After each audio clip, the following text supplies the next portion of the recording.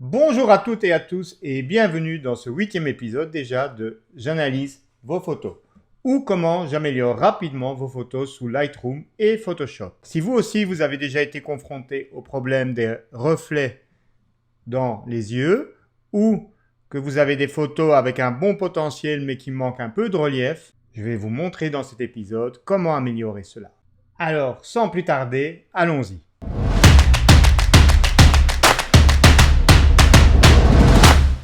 Alors, voici les photos qui ont été proposées cette semaine sur le thème, vous l'aurez deviné, l'œil. Donc, on a eu à nouveau pas mal de participation. Je vous les fais défiler en diaporama, comme ça vous avez l'occasion de les voir un peu toutes, et puis de deviner quel est le le quatuor gagnant de la semaine. Car, au vu des nombres de participations, on a décidé d'accorder une 4e place ainsi qu'une place pour le meilleur titre. Parce que je demande à chaque participant qui m'envoie sa photo pour le thème de donner un titre à sa photo. Alors certains diront qu'une photo n'a pas besoin de titre car l'image doit parler d'elle-même. Je suis d'accord sur le principe. Comme disait un de mes profs de photo, une photo qui doit être expliquée n'est pas une bonne photo. Mais je trouve cependant qu'un titre, comme bonus après la lecture de l'image, apporte parfois un plus à cette dernière. D'ailleurs, dans les musées, toutes les grandes peintures ont un titre. Donc à vous de me dire ce que vous en pensez. Est-ce que pour vous un titre est quelque chose qui met en valeur la photo ou au contraire la dessert?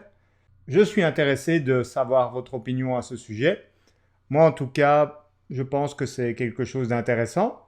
Et d'ailleurs, voilà, vous allez voir que certains membres ont de la créativité à ce sujet-là. D'ailleurs, souvent, lorsque vous exposez vos photos dans une galerie ou une exposition, on vous demande de donner des titres à vos photos. Donc, je parle là par expérience personnelle. Lorsque j'ai dû exposer lors d'un festival photo, on m'a demandé le titre de mes photos et je n'y avais pas songé. Du coup, je me suis dit que ça pouvait être une bonne chose d'apprendre à donner un titre à ces photos. Voilà. Dites-moi ce que vous en pensez, ici en commentaire. Vos avis m'intéressent. Alors, en 4e place, nous avons la photo d'Annie Bonhomme, dont le titre est Agrillon surpris. Annie Bonhomme est une spécialiste en proxy macro et nous soumet toujours de belles participations. Celle-ci ne déroge pas à la règle, c'est vraiment une très belle photo, bien composée. Donc si on regarde ensemble la règle des tiers, on est quasi sur le point de force. Alors vous pourriez me dire, on peut la mettre dessus, mais ce n'est pas toujours obligatoire de suivre la règle des tiers ou les règles de composition à la lettre, parce que parfois ça devient trop évident en fait que vous avez voulu le placer sur le point de force. Donc ici on n'est pas très loin, et donc personnellement je la laisserai ainsi. Donc au niveau netteté, cette photo est impeccable, hein, la netteté est vraiment où il faut, une très faible profondeur de champ comme bien souvent en proxy macro, mais les yeux sont sur le plan de netteté. On a une ligne diagonale un peu courte d'ailleurs qui nous amène du coin droit vers le sujet. Pour moi c'est parfait au niveau de la composition et de la netteté. Le fond est bien flou grâce à probablement une très grande ouverture. Vous voyez ici 3.5. Donc c'est bien maîtrisé. Bravo Annie pour cette belle photo.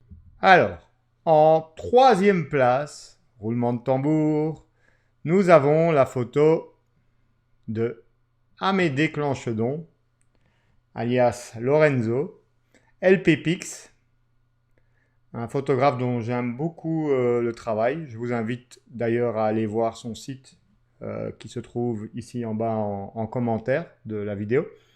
Il propose toujours un travail très original et un peu décalé. Moi, personnellement, j'apprécie beaucoup. N'hésitez pas à aller voir et nous dire en commentaire ce que vous en pensez. Alors, cette photo intitulée Mon œil.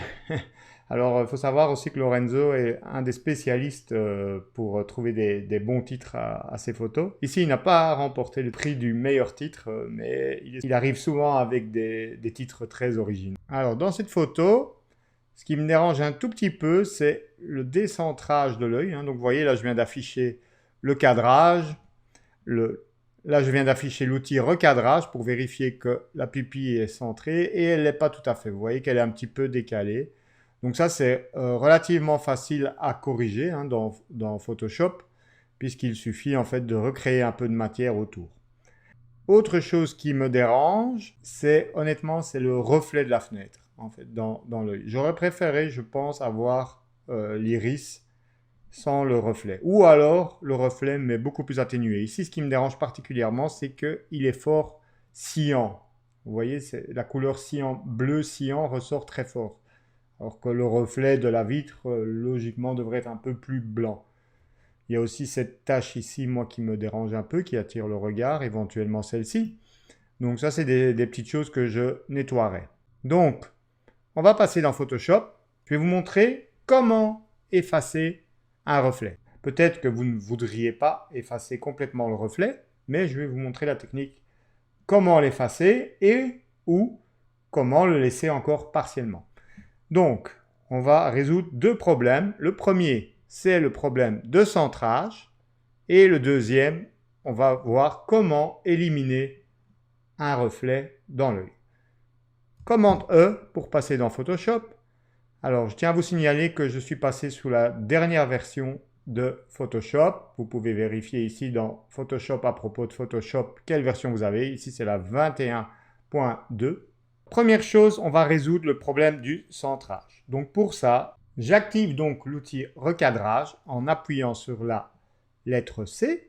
Je clique une fois dans l'image pour afficher la grille et maintenant, vous voyez qu'il y a une flèche. Je peux donc déplacer le point de l'image en fonction du point de référence qui, ici, pour moi, selon moi, devrait être centré.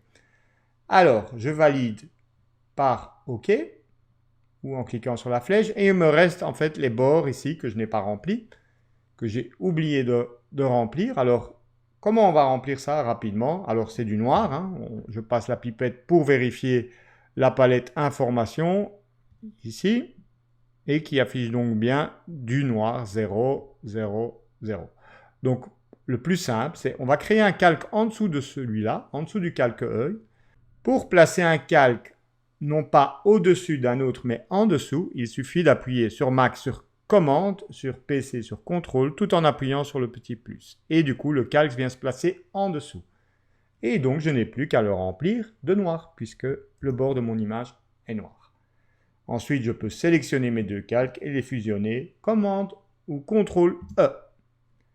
Voilà. Donc ça, c'est la première étape. Alors, on vérifie. C pour activer l'outil recadrage et on voit qu'on est à présent parfaitement centré. En tout cas que la pupille est parfaitement centrée puisqu'ici on voit qu'on n'a pas la même distance entre le bord droit et le bord gauche. Pourquoi? Parce qu'en fait l'œil n'a probablement pas été pris tout à fait de face. Ça c'est quelque chose auquel il faut faire attention je pense à la prise de vue de ce genre de sujet, c'est l'angle de prise de vue. Essayez d'être bien parallèle à l'œil.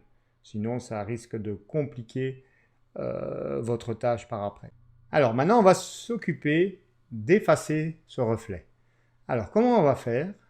On va placer un repère. Donc, on va dans Affichage, Nouveau repère. Vous avez le choix entre un repère horizontal ou vertical. Et moi, ce que je veux, c'est placer un repère vertical à 50% de l'image. Donc, on peut entrer en fait la valeur en pourcentage et voilà, je suis pile poil au milieu de l'image. Vous voyez donc ce repère qui ici est noir puisque c'est configurable dans les préférences. Je vous montre rapidement. Dans préférences et dans repères gris et tranche, vous pouvez modifier voilà, la couleur des repères. Voilà. C'était ici dans zone de travail. Imaginons que je veux l'afficher en rouge désormais. Donc je modifie ici la couleur pour mieux le visualiser. Alors maintenant, je vais prendre l'outil rectangle de sélection, raccourci M comme maman. Si le magnétisme est coché, c'est-à-dire ici dans affichage, vous avez magnétisme qui doit être coché. Et bien à ce moment-là, quand vous tirez votre rectangle et qu'il va approcher du repère, quand il va approcher du repère, il va s'aimanter. Hop, Et là, je n'ai plus qu'à voilà, descendre. Alors ici, j'ai glissé à cause de mon curseur. Voilà. Donc, maintenant, cette sélection, je vais la dupliquer sur son propre calque. Commande ou CTRL J. Et je vais lui appliquer une transformation en miroir, en symétrie horizontale. Édition, transformation, symétrie d'axe horizontal. Et hop, voilà. Maintenant, je vais prendre l'outil déplacement, V, et en maintenant Shift, pour éviter de descendre ou de monter, je vais la déplacer de l'autre côté du repère, où normalement, elle devrait aussi s'aimanter. Alors, je vais cacher le repère temporairement, commande, point virgule, contrôle point virgule, et vous voyez à présent la duplication en symétrie qui nous permet donc d'effacer le reflet. Alors évidemment, ici ça se voit un peu trop que c'est dupliqué, donc qu'est-ce qu'on fait? On crée un masque noir. Alt-clic sur l'icône de masque. Vous créez un masque noir et on n'a plus qu'à venir avec un pinceau blanc, avec un flux relativement faible, 20%, venir, voilà, révéler le duplicata du calque. Voilà. Ok. Un petit avant-après. Vous voyez que le reflet a à présent disparu. Alors, si vous aimez quand même qu'il y ait un petit reflet dans l'œil, ça pourrait être une catchlight, ou il vous suffit simplement de baisser l'opacité. Et donc, vous pouvez faire réapparaître plus ou moins, voilà, là on est à 54%, voilà, par rapport à avant. Voilà comment donc rapidement effacer un reflet en dupliquant le sujet en symétrie horizontale ou verticale en fonction des cas. Vous voyez donc que ça permet de rapidement résoudre ce problème. Alors il ne reste plus qu'à créer un nouveau calque, commande Alt-Shift-N, CTRL Alt-Shift-N sur PC, outil correcteur J, et venir effacer les petites taches. Voilà. Hop, hop, et voilà, peut-être ici un peu. Commande Z, CTRL Z, ici c'était pas terrible. Voilà, on nettoie un petit peu ça. Je vous fais un avant-après. N'hésitez pas à me dire ce que vous en pensez. On peut peaufiner ici encore, voilà, pour faire réapparaître cette partie de l'œil qui est un peu différente. Voilà. Vous pouvez revenir sur le masque pour venir révéler certains détails. Voilà, là on retravaille un petit peu l'arrondi. Ok. Et donc il reste un peu à nettoyer. Ici, par exemple, cette espèce de tache, voilà, qui n'est pas très esthétique. Voilà, travailler dans le prolongement des lignes de l'œil, ça fonctionnera mieux. Et on est pas mal. N'hésitez pas à dire ce que vous en pensez, si vous préférez la version avec le reflet atténué ou bien la version où le reflet est complètement effacé. Alors, nous sommes de retour dans Lightroom et nous allons à présent passer à la seconde place de la quinzaine qui est donc la photo de Caroline Cange, Caro, intitulée « J'aurais voulu être un artiste ». Alors, c'est une photo vraiment très originale. J'ai beaucoup aimé l'originalité. Perso, moi, ce qui m'a moins emballé, c'est pas vraiment qu'il y a des défauts dans l'image, c'est juste en fait la construction. Le sujet en arrière-plan qui est pour moi peut-être pas assez visible, en fait, un peu trop serré. Hein, le fond, dont j'aime pas trop la couleur, etc. Ici, peut-être les brillances sur le manche de la loupe. Enfin, tous ces petits détails. Ici, le bout de doigt qui apparaît. Sinon, j'adorais l'idée. J'aime beaucoup l'intérieur de l'image, donc l'œil, etc. Je suis moins fan de l'extérieur. Mais sinon, c'est vraiment une idée à reprendre et à retravailler. Alors ça, c'est mon avis, hein, parce que elle est en deuxième place, hein, donc c'est que la plupart des membres ont adoré cette photo. Mais voilà mon point de vue.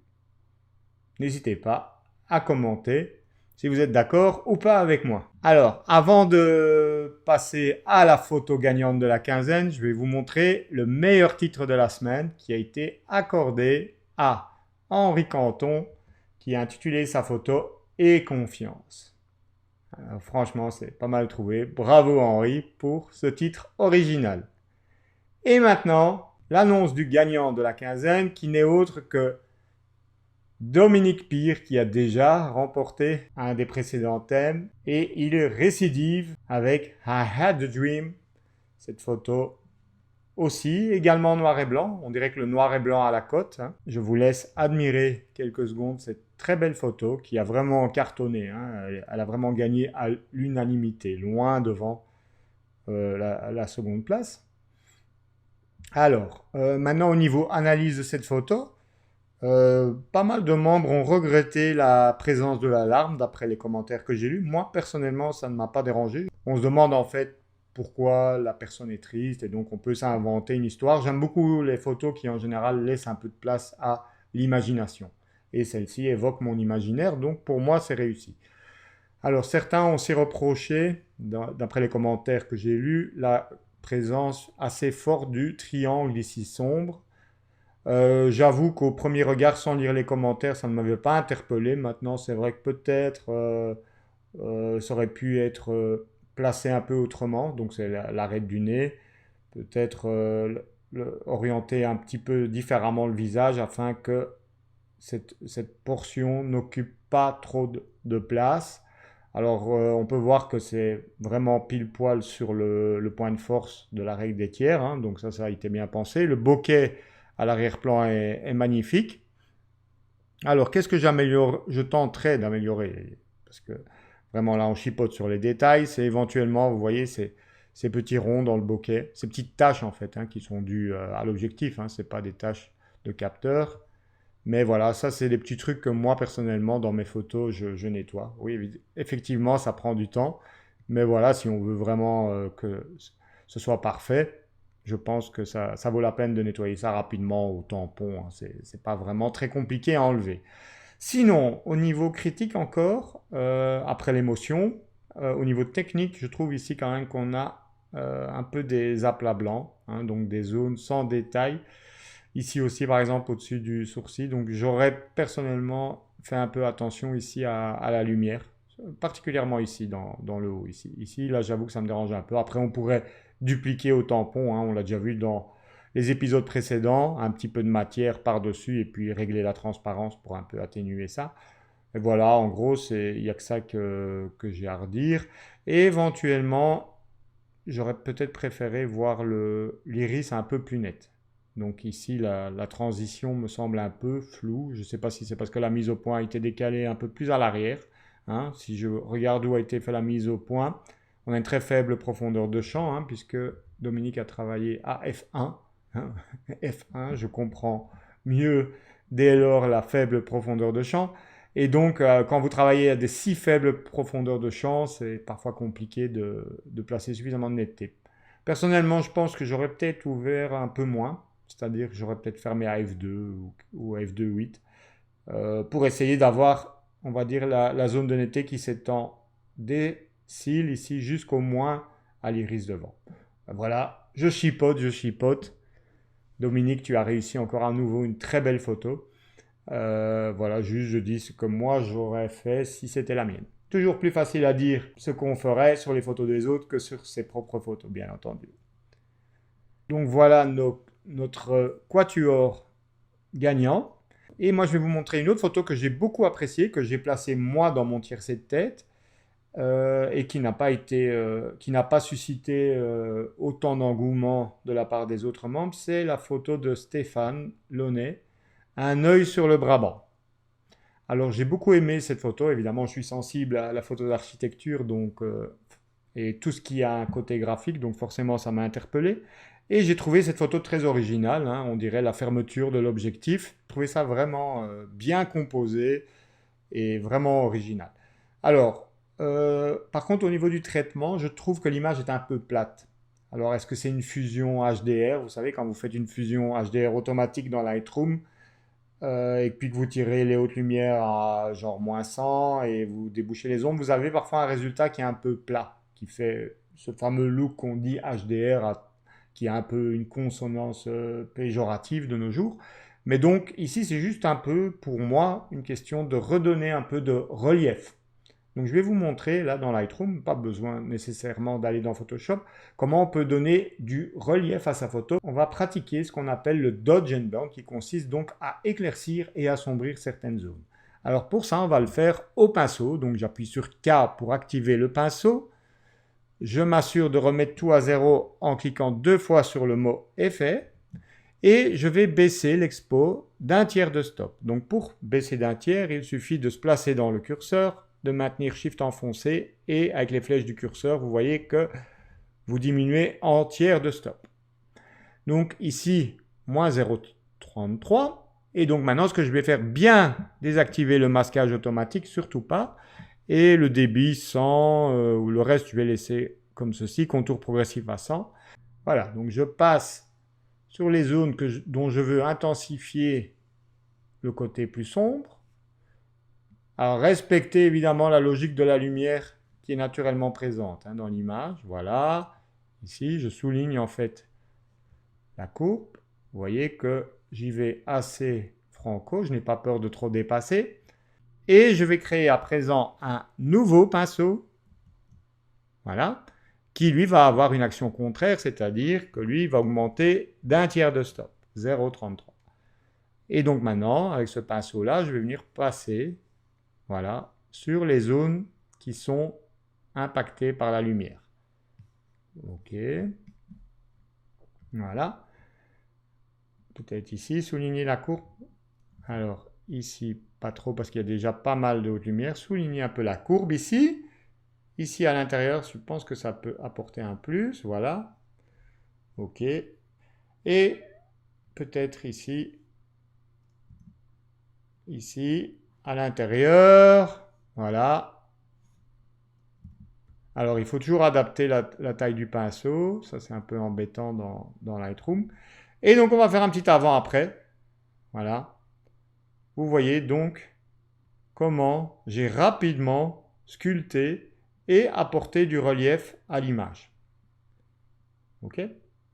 Donc, on peut encore peaufiner pour revenir sur le pinceau. Donc ici, ça c'est mon pinceau d'assombrissement, moins 0, 1 tiers.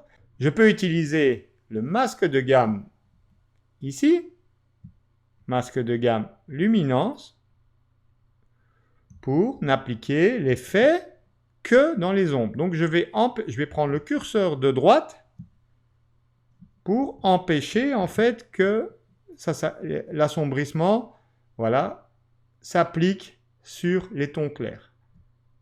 Et donc on fait un petit avant-après, voilà. Vous voyez que c'est protégé du coup. Et idem pour l'autre. Donc celui-ci, ce pinceau, c'est donc mon pinceau d'éclaircissement. Je vais, idem, activer le masque de gamme luminance. Et cette fois, à l'inverse, c'est les tons sombres que je ne veux pas éclaircir. Donc Alt, vous voyez tous les coups de pinceau et voilà, ce qui apparaît en noir sera donc protégé du réglage, c'est-à-dire en fait les tons clairs.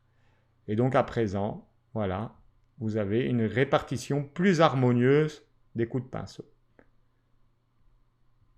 Voilà comment rapidement donner un peu plus de relief à vos images. Voilà, j'espère que vous aurez appris quelques astuces intéressantes sous Photoshop et ou Lightroom dans cet épisode. Je vous donne d'ores et déjà rendez-vous la semaine prochaine, mardi prochain, pour l'épisode 9 où je traiterai les photos du groupe Vue en Belgique. Donc vous verrez des photos de Belgique.